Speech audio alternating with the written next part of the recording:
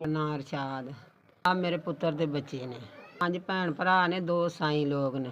Mummy ਅੱਬੂ ਬਹੁਤ ਗਰੀਬ ਨੇ ਤੇ ਬਾਹਰ ਦੀ ਮਿਹਨਤ ਕਰਕੇ ਖਾਂਦੇ ਜਿਹੜੇ। ਇਹ ਸਾਈ ਲੋਕ, ਮੁੰਡਾ ਵੀ ਸਾਈ ਲੋਕ। ਘੰਟਾ ਇਹਨਾਂ ਦੇ ਕੋਲ ਹੁੰਦੀ ਤੇ ਘੰਟਾ ਬਾਹਰ ਕੰਮ ਕਰਦੀ ਜਿਹੜੀ।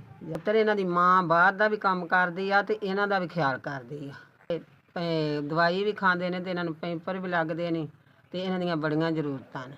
ਫੁੱਲੀ ਆਰ ਮੁਝੇ ਆਰ ਤਦੋਤੀ ਲਬਾ ਮੇਰੀ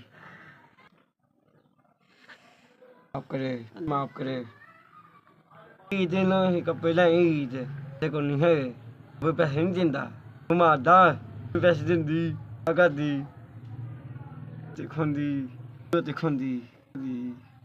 ये कम दे जो अल्लाह पाक तंदरुस्ती देवे तुहानू खैर करे ते अल्लाह पाक तुहानू 6000 रुपया तुहां दिता मेरे पोतरियां नू 6000 ਜਿਹੜਾ ਤੁਸੀਂ ਭੇਜਿਆ ਇਹਨਾਂ ਬੱਚਿਆਂ ਲਈ ਇਹਨਾਂ ਦੇ ਖਰਚ ਹੋਵੇਗਾ।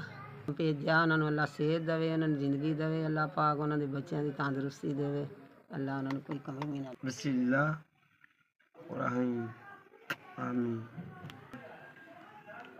ਆਮੀਨ ਆਮੀਨ। ਹੁਣ ਪੈਸੇ ਜਿੱਥੇ ਕੱਪੜੇ ਲੈਣੇ ਫਿਰ ਚਲਾਈਆਂ ਤੇ ਕੱਪੜੇ ਪਾਉਣੇ ਫਿਰ ਬਾਈ ਪਾਉਣੇ